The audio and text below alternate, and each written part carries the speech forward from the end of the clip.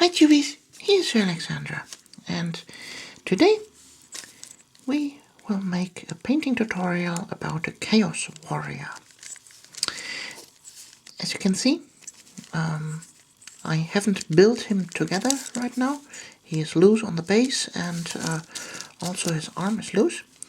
That's because I want to paint him in separate parts. The reason for this is if I put him together, I can't reach the back parts here, and this would be kind of ugly. So in the first steps we will paint him like this. So and one clarification in front, this will be for a longer time my last video. The reason for this is I'm going into the hospital for a few weeks from the start of April till I don't know when.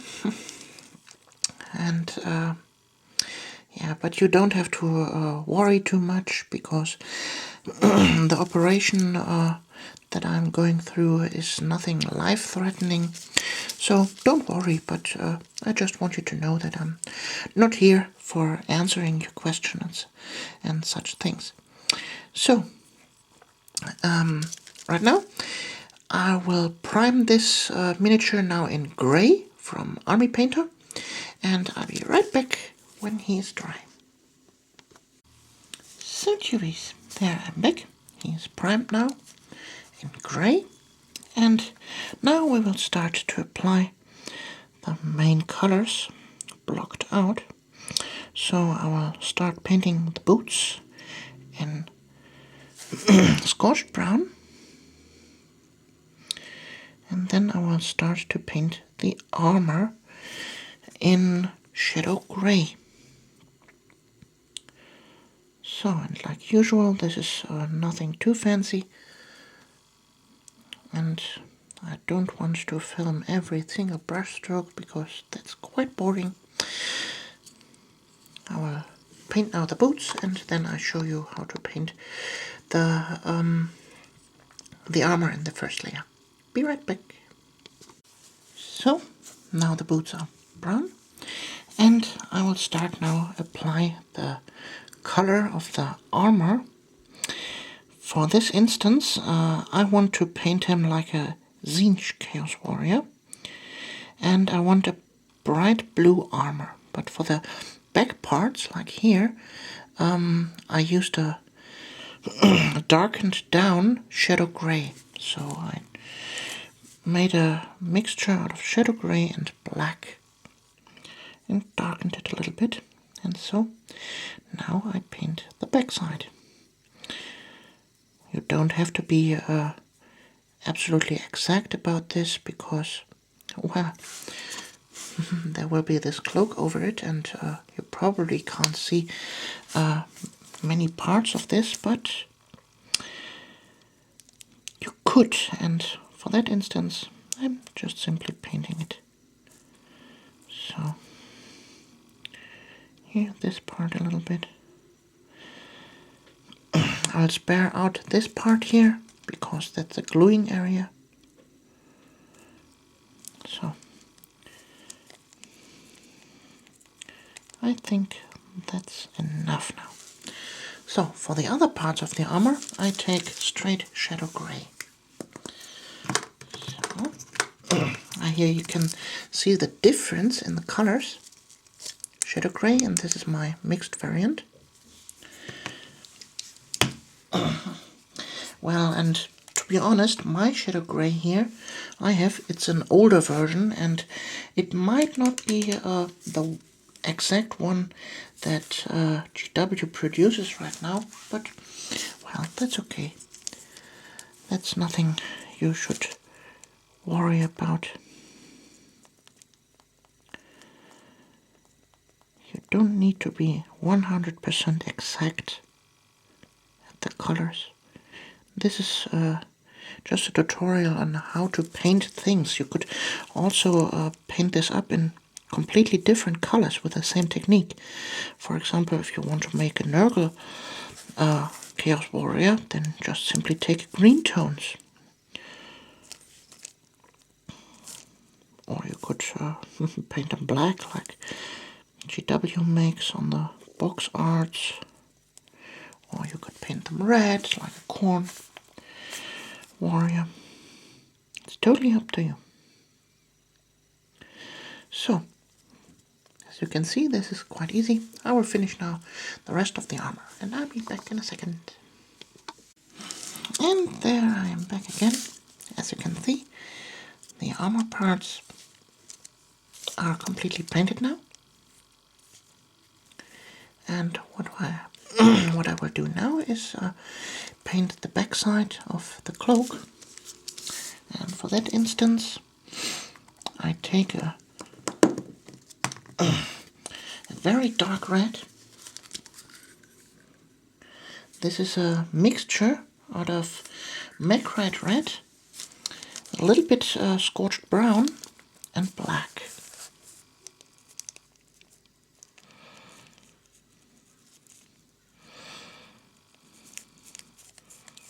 So, and after this is done, the Chaos Warrior is ready to be glued together. Because now we have painted all the back parts, and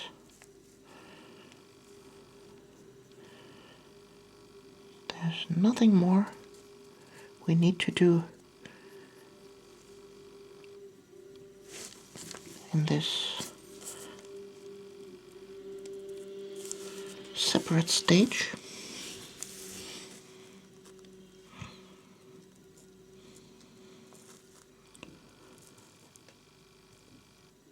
So, here last little bit. Now the cloak is ready. So, I let that dry now, and then I glue him together. Be right back. So Chewies, now he is ready to go on with the paint job. And we will start right now with painting this chainmail with a much watered down black.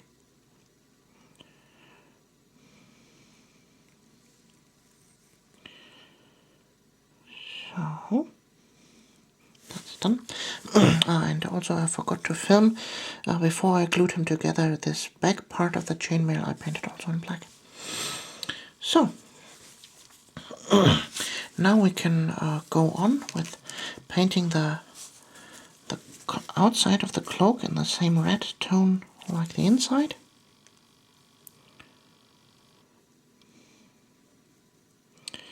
And because this is the mixture with Macrite red, it covers quite well. And always keep in mind that you should water down your color. I haven't told it that in this tutorial before, but if you watched my videos over and over again, then you should know that already. It is better to paint 2 thin layers than 1 too thick.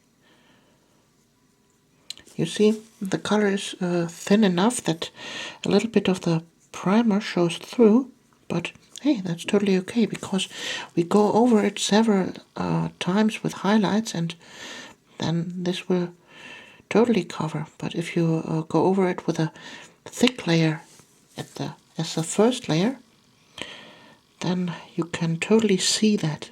And if you don't let the color previously completely dry, then the possibility exists that you rip off the underground color, and then you get a very ugly texture on the miniature, and you don't really want that. So keep in mind to water down your color. And I get many times the question, how much to water down the color?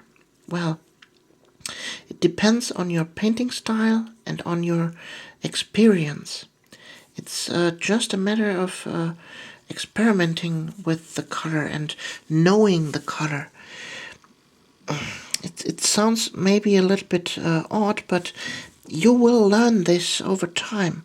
Just experiment with your colors and learn your colors, your brushes, and learn them to know, and then everything will be fine.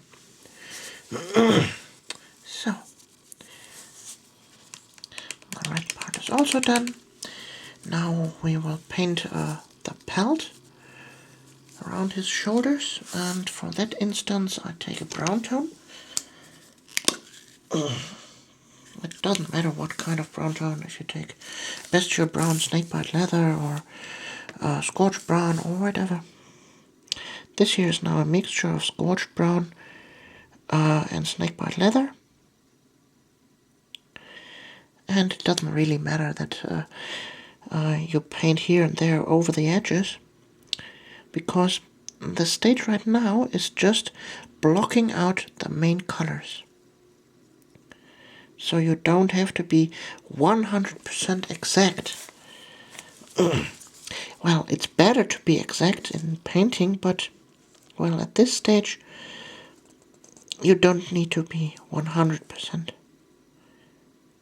exact. So, as previously, to cut the time short, I will skip here until the pelt is brown. And there we have the pelt parts also in brown. And now I will go ahead and paint in the final details. The star here I will paint up in silver. Then here this shaft of the axe in brown, and a different brown tone for the wrap rings, and also a different brown tone for the glove he's wearing.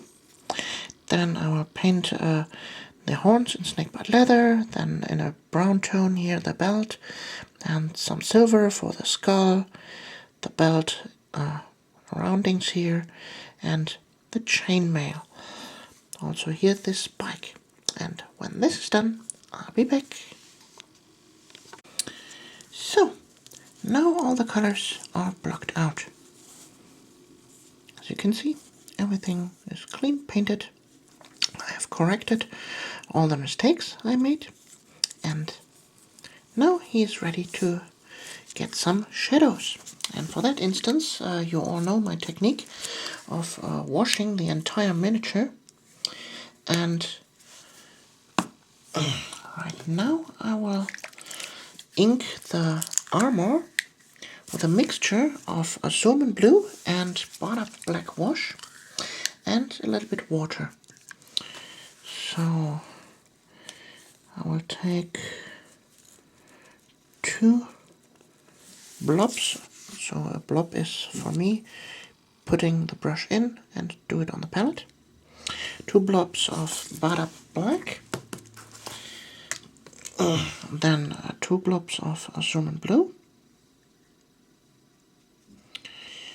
and also 2 blobs of water.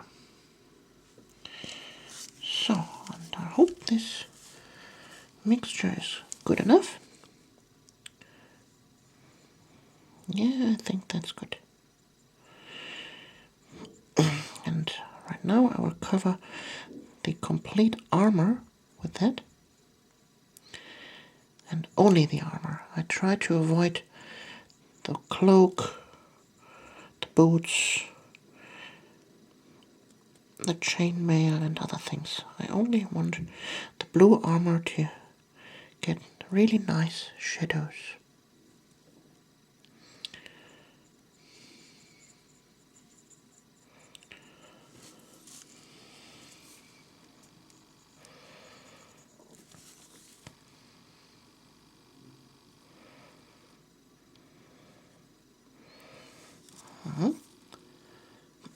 That's good. And try to keep the main what is it called? The main pools of water, or better to say ink, in control. Try to avoid, like here on top, to let them pool in a free area. Try to push them into the recesses. So, a little bit here on the back. So, there we have ink run down here. I will get rid of this with a dry brush and wipe it on the paper towel.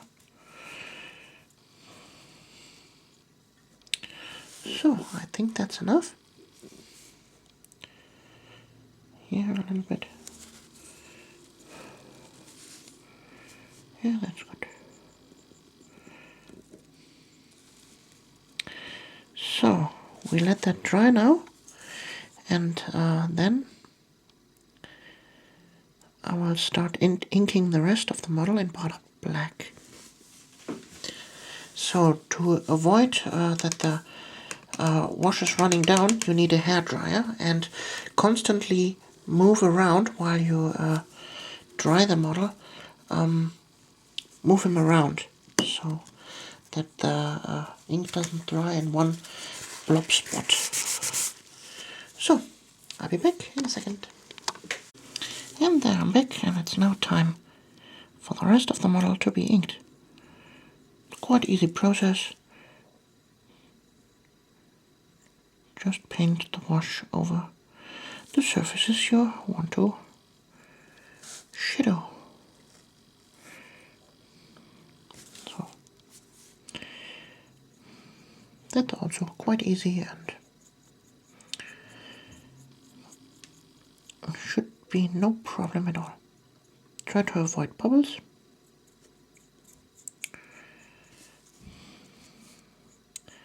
And here for the cloak, let it pull in the folds.